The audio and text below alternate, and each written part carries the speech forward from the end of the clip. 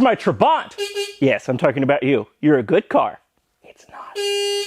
You wasn't supposed to hear that. Anyway, this is my Trabant, and I have never washed this thing. Not once. The most amount of cleaning I have ever done to this car is a light dusting. The reason for this is twofold. One, I'm lazy. But two, this has heavily oxidized, very thin, single-stage communist-era paint on it, and I'm afraid if I even looked at this paint job with a polisher, it would cease to be on the car. But that all ends today, because today I'm going to dust it, wash it, clay bar it, and polish it.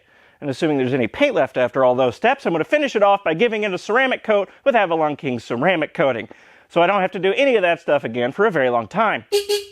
I'm going to start with the hood, or bonnet if you're of that persuasion. I should probably start with an inconspicuous area first, but I'm going for broke here. So it's not my way. I'm going to start by removing the hood badge, which on a Trabant just pops right off. Okay, that's a lie. This thing was held on by two melted plastic pegs that I had to drill out from behind, but look what it was hiding! Two strategically placed straight slut screws. Never would have expected that. To do the actual washing, I've got my two slow-release evaporative humidifiers down here, otherwise known as buckets of water. This one has a little bit of car wash soap in it, and this one has a lot of no car wash soap at all. There's lots of different ways to wash your car. The way I've chosen is to use a terry cloth in the soapy bucket of water for the main washing, and then to rinse off with a microfiber cloth in the non-soapy bucket of water. This next step may be pointless in a car like this, but I'm going to clay bar the hood with this synthetic clay bar here, using the soapy bucket of water as lubricant.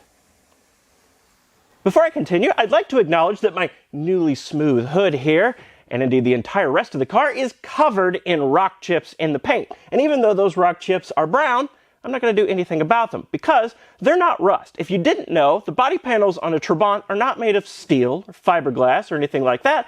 They're made of Duraplast, which is a mixture of heat-activated resin and recycled cotton. It's kind of similar to fiberglass, except instead of being sprayed into molds, you've got these big fluffy blankets of recycled cotton made out of pants and stuff that's impregnated with a heat-activated resin, and those big fluffy blankets are stamped at high pressure in molds and then trimmed to shape. And those resulting raw Duraplast panels are brown. Alright, the hood is now clean and smooth, but it's still dull and oxidized, which means it's time for the step that I'm afraid of. Polishing. And the reason I'm afraid of it is because this paint is very thin. I'm afraid I'm going to burn straight through it. So I've marked off this little rectangular section to test on here. I'm going to use my little polisher, first with a rubbing compound and then with a finishing compound, and we'll see how that goes. Worst case scenario, I end up with a rectangular patch of no paint on my hood. Wow! Okay, yeah, no question, that looks better. I don't know how well this shows up on camera, but that looks so much better. It's almost like I changed the color. There's even a noticeable lip here between the polished and the unfinished section here.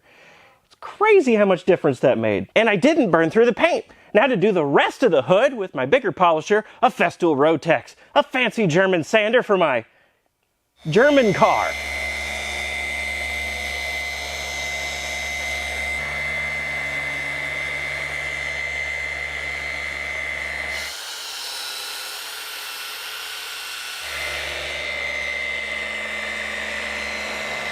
This looks a lot better, undoubtedly. It looks like someone repainted the hood after the car's been in an accident and they didn't quite get the paint matched. It's that much different. But I know it can look better. For one, the test patch that I made here is still visible. The test patch is shinier than the surrounding area, and the area of the hood that was underneath the hood emblem is shiny, unoxidized paint. That's going to be my benchmark. Now, how do I get to that amount of shiny? Now, I don't want to wet sand the whole car, but I think I'm gonna. To try out the wet sanding, I'm once again going to be doing a little test patch here right above where the hood badge was, so I can see how it looks in comparison to the shiny paint that was underneath the hood badge. I'm going to start with 400 grit and then move to 800 grit wet sandpaper, and then I'll finish it off with some polishing compound.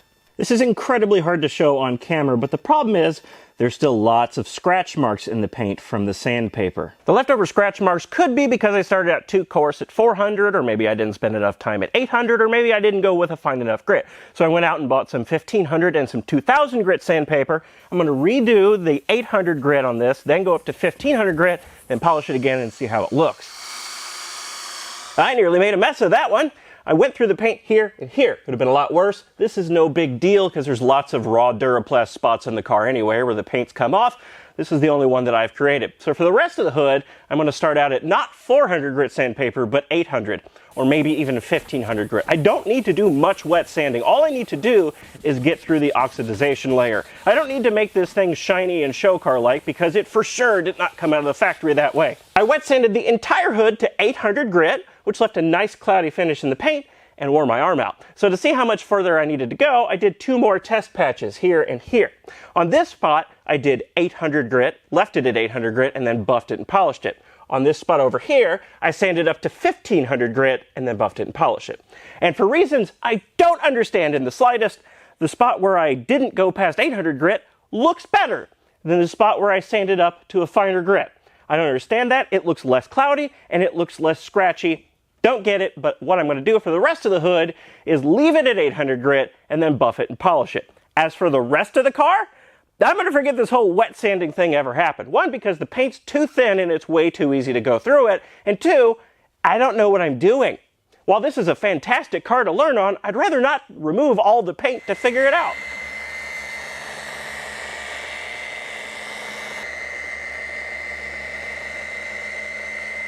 Much better. Is it perfect?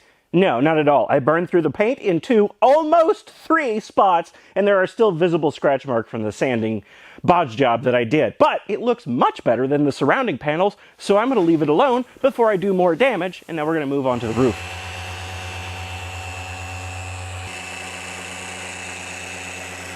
What I did on the hood every time I wanted to buff or polish it is I buffed it and polished it. Buffed it with a rubbing compound and polished it with a clean cut polishing compound.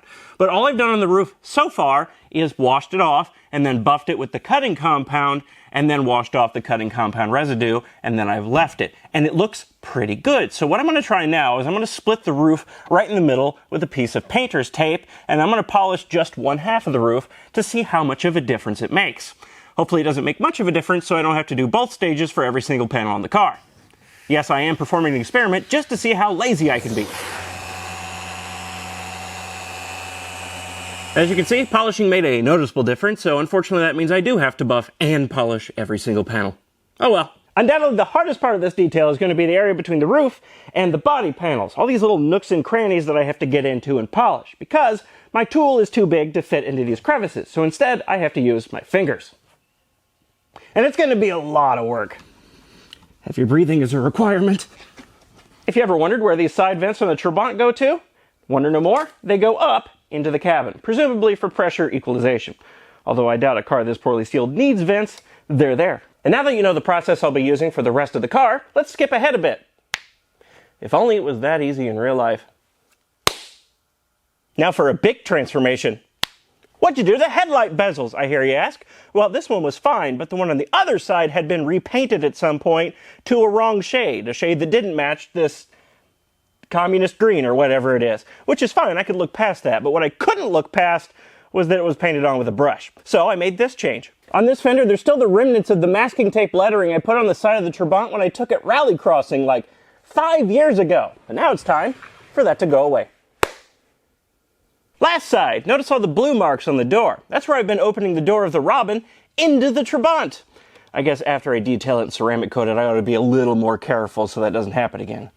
I guess. Anyway. Ta-da! Now, it's not perfect, but this thing looks far better than it ever has in my possession. A little side note, when I was doing the detailing in the front and rear of the car, I discovered lots of runs in the paint that were there from the factory. Anyway, while I very much enjoy the results of the detailing process, the process itself I wasn't a big fan of. In fact, I hated it. So to avoid doing that process again for a very long time, I'm going to seal and protect this paint with a ceramic coating from Avalon King. And thanks to Avalon King not just for sponsoring this video, but for saying yes when I pitched them the idea of using their product to seal and protect the paint on my cotton box that's never seen the wet end of a hose. Well, it's not super important. The packaging of this ceramic coating is lovely. And look at this bottle. It's so shiny. Now, before I apply the Armor Shield X, or 9, the instructions tell me I need to remove any excess residues from the surface of the car by giving the whole thing a wipe down with IPA. Oh, they meant isopropyl alcohol.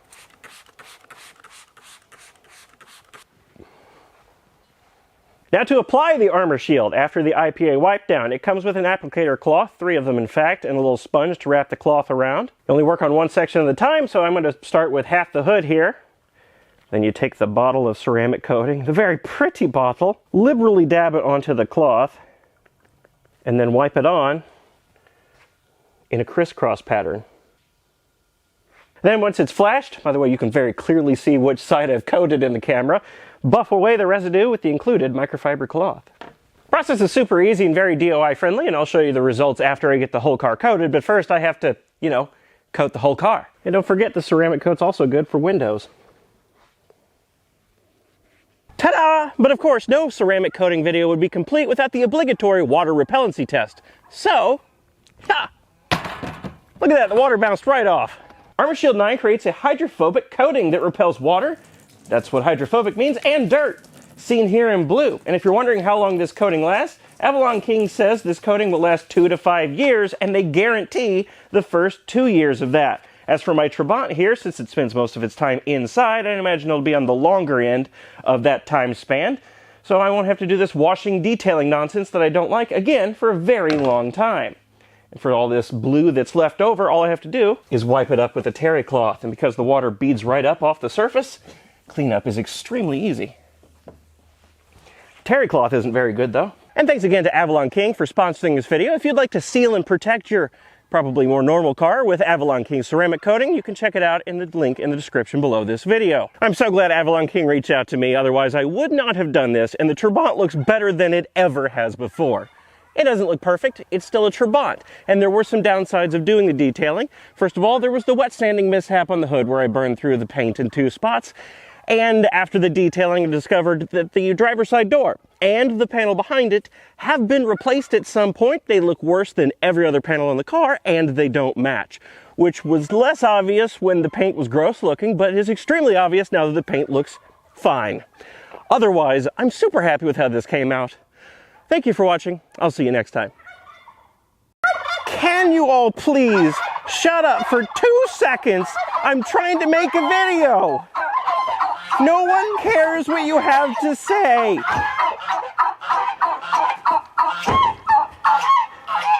I feel like you're not trying to give her a back massage, so you're doing this wrong.